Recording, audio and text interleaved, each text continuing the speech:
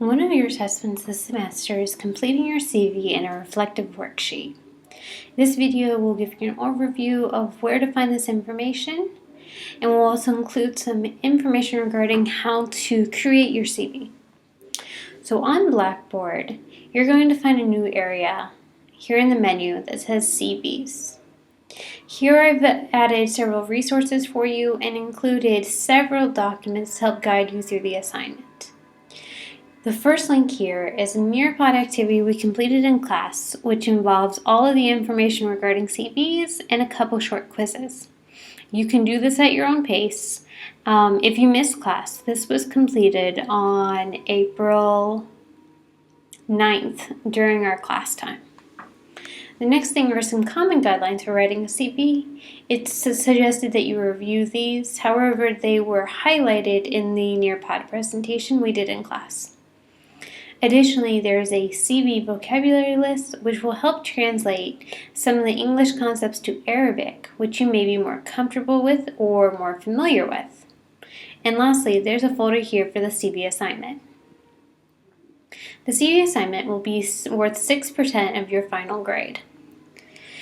The information in this folder will help you through the process of creating a CV and then lead you to the submission area where you will also work on evaluating your CV using a worksheet which includes Task 1 and Task 2. At the top of the page, you can find the outline, which will include some guidelines for your CV as well as the questions that will be asked in the worksheet. You will see a rubric which allows you to see how the CV assignment is graded. Please note 60% of the grade for this assignment is based on the quality of your CV, 20% based on the quality of your answer to Task 1 in the worksheet, and 20% is based on your answer to Task 2 in the worksheet. I've also included a list of major names which you will need when you complete your CV. Under your education section, you will need to list Zayed University, and you will need to find the correct degree title for your major, and these can be found here. I've included some instructions, but essentially this assignment is very simple. Step 1 is to create a CV using a template. You may use one of the two templates that are given below, or you may use something else that you find on the internet or a previous CV you've used. What is important to maintain is that you have a template that has a good format and includes all of the required areas that are highlighted in the rubric. Once you have a CV, on Monday in class we will discuss this, but you will be evaluating your CV to see where your CV shines and where it needs more growth. Hopefully this will guide you as you consider how to build your college experience. Lastly, you're going to submit your CV and your worksheet together in the final submission. Please note that we ask that you submit your CV and your worksheet together as one submission, as Blackboard does not add your documents together. And also, you may only submit PDF or Word format documents. Pages will not be accepted, so please make sure that you convert any pages documents prior to submission. Also here I've included 2 examples of CVs from previous students, one from a student who had limited experience and one from a student who had been involved with many projects. All personal information on these CVs is false and has been replaced in order to maintain the privacy of the students and their references. And lastly, there's a link here to the final submission of the CV assignment. Also on this page, you're going to find a link similar to this final submission link in order to submit your CV for feedback. Any feedback requests must meet the deadline of Sunday in order to receive feedback prior to the final submission.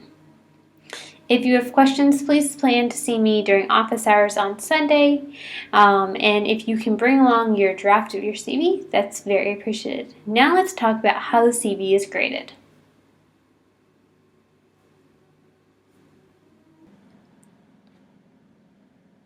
So the evaluation of the CV is a minimum of 150 words. The goal setting is 50 words as well. However, I feel like you guys can easily do 150 because this is really you talking about your future. Now, the reason why I said that you need to make sure that you're looking at the grading rubric is because if you have issues that come up with your CV as far as there's information missing or your formatting is everywhere, you didn't take formatting seriously, this will greatly impact your grade. Same thing with spelling errors. Make sure the spelling is correct. Also, make sure you're not just relying on Word to check your spelling. We can all write words accidentally but mean other words. And then it gives you some other information. So please, before you submit, look down this and check, especially when it comes to punctuation and capitalization. That's where I saw a lot of people having challenges on the CVs. Capital letters are used for nouns, people, places, things. Like the degrees you're all working on, the first letters would be capitalized.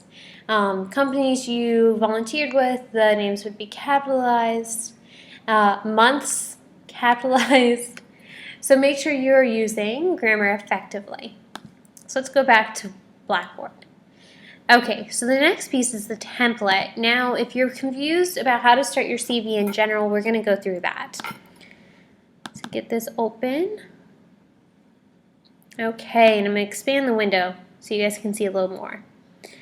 So this is a template we commonly use in order to give you a CV that has really good, simple format.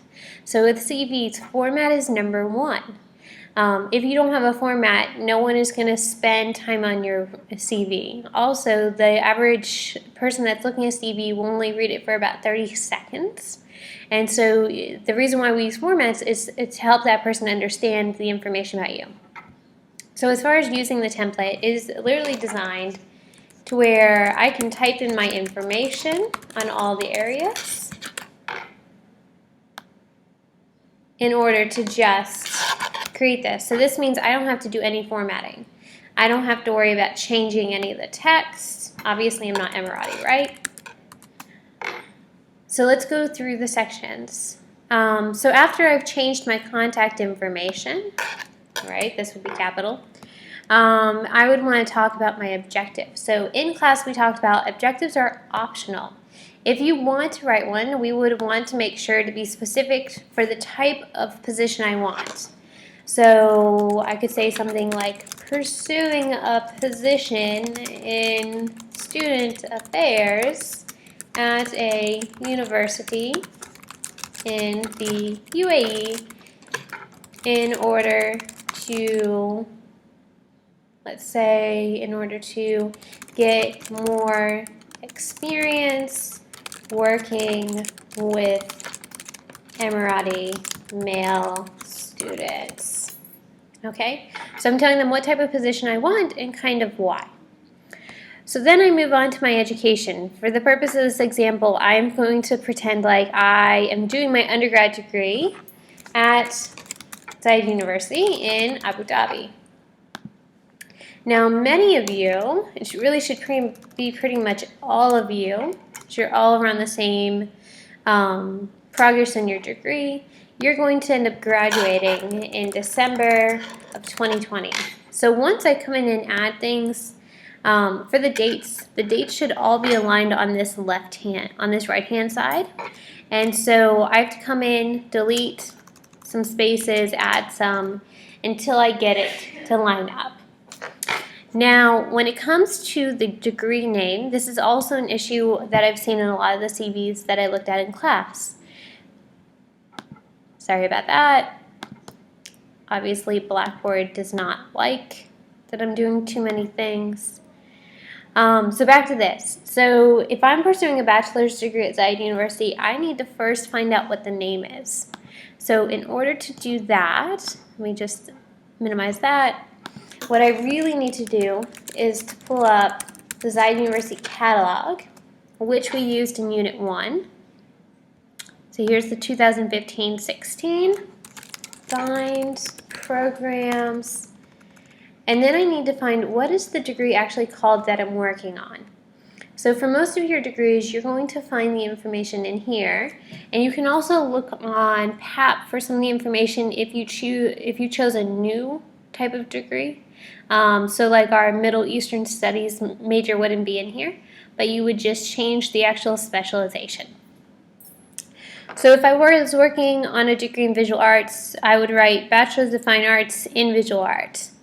Now to do a comparison, let's go down to communication. So if I was working on a degree in tourism, it would be Bachelor's of Science in Communication and Media Sciences with a specialization in tourism and cultural communications. So your job here is to really just put the pieces together. Most degrees will say Bachelor's of Arts or Sciences in, and then give you the kind of the college or the topic that you're in, and then have with a specialization in, and then list the actual major. So this is an opportunity for you to kind of put those pieces together. If you're having challenges with this, I suggest that you talk to me in order to get some help. So let's pull this template back up. So, and it's as easy as, so let's say I was doing IT.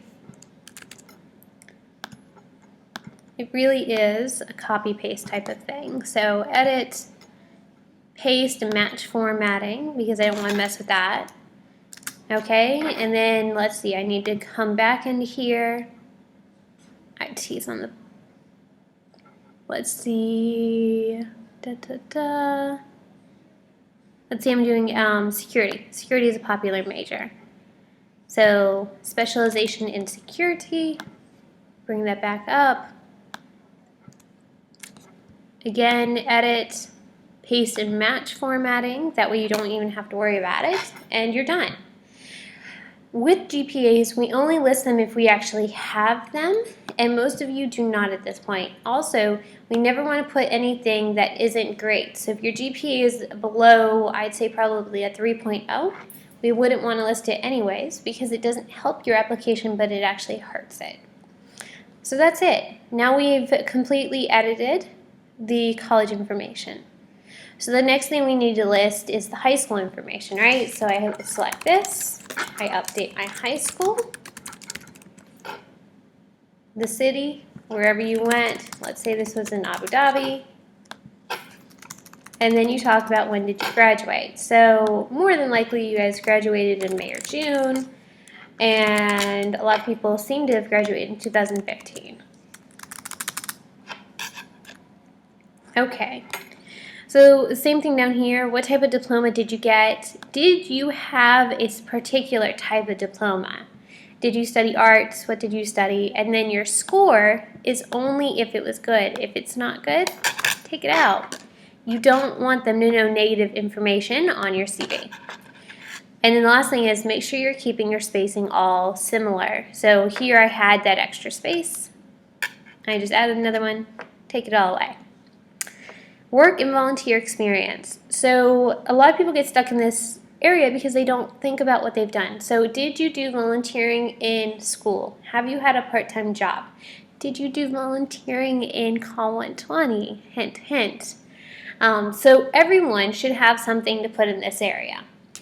For the few of you that didn't do volunteering for a community service project, what I would say is take out all of this and put no experience, so at least you have the section on there, but then you definitely need to add things here in the next 2 years.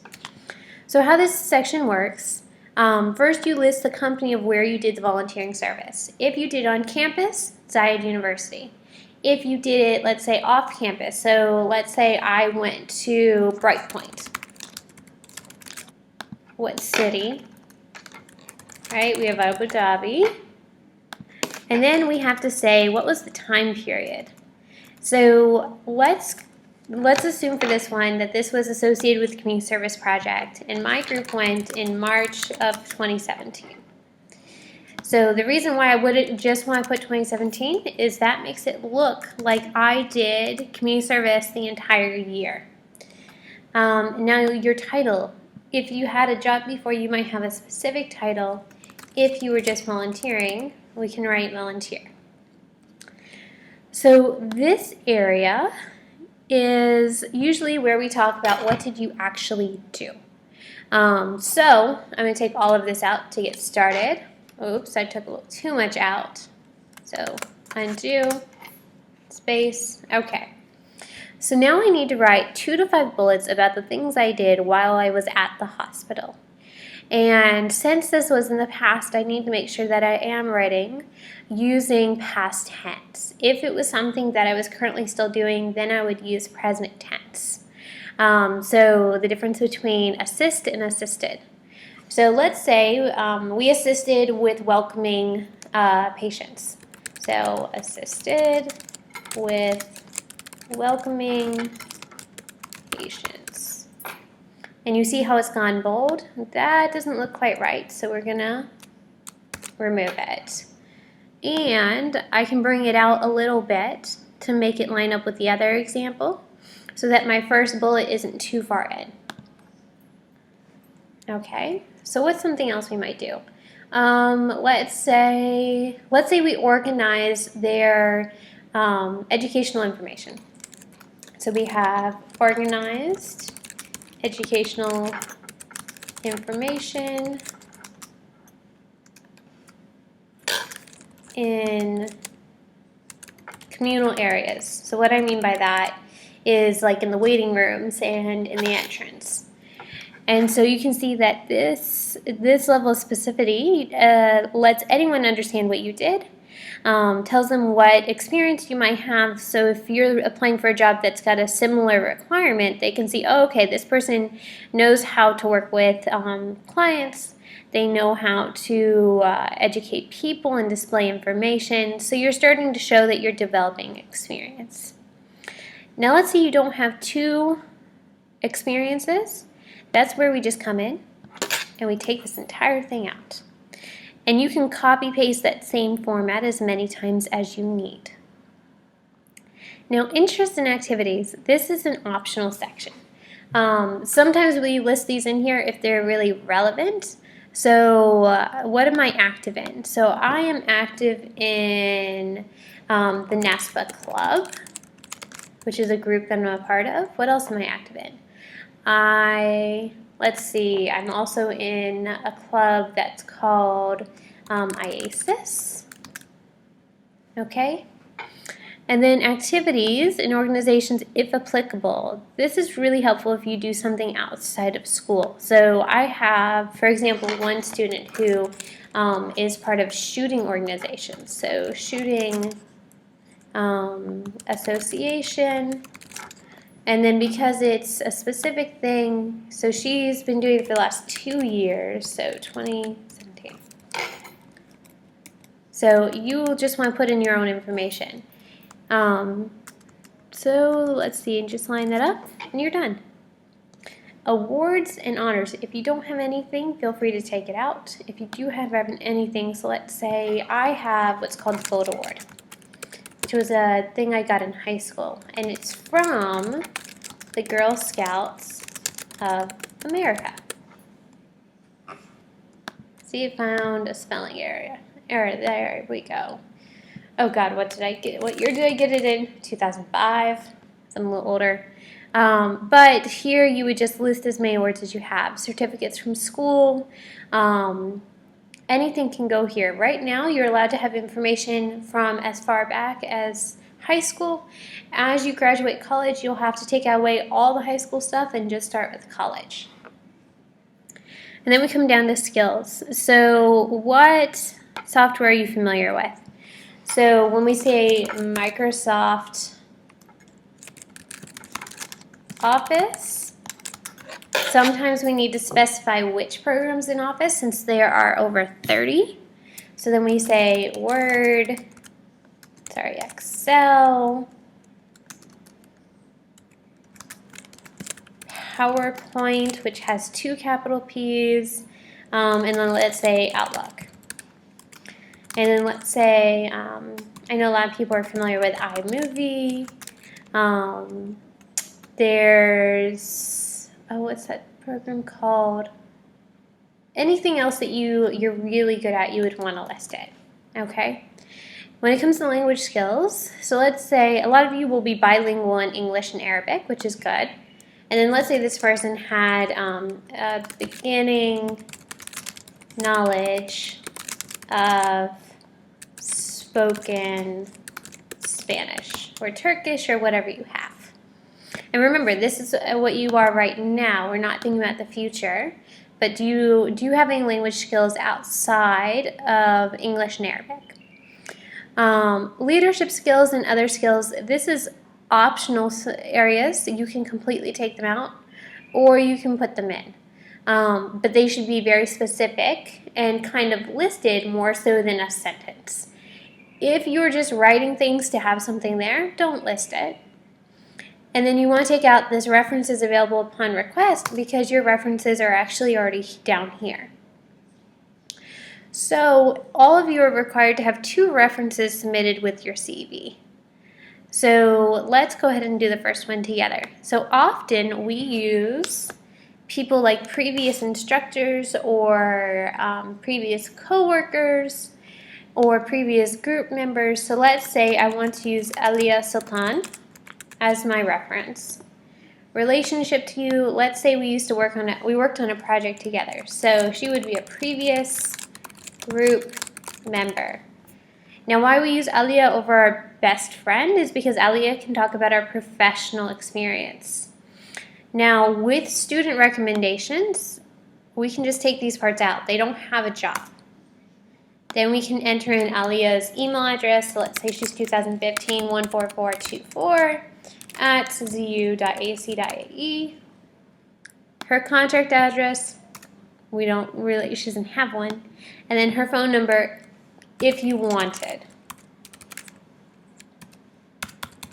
Let's say that's her phone number.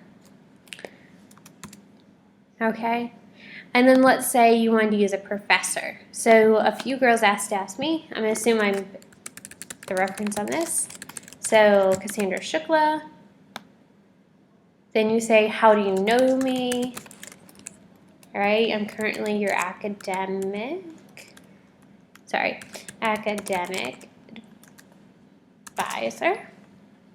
Work title, I'm an instructor at Zayed University, right? And then you just continue filling in the information. So you can choose people from school, you can choose people that maybe you volunteered with in the past. What these should not be is this should not be family members, this should not be friends, because they can't really talk about your professional ability. So that is a quick review on how to edit the template in order to get a CV with a good format that has all of the required sections. So you see all my information is clearly displayed. There's a good use of using bolds and italicized information, and then all of my dates are lining up on the right-hand side very cleanly. So with that being said, now you should work on developing your own CV. Then you should tackle task 1 and 2 and submit them before the deadline.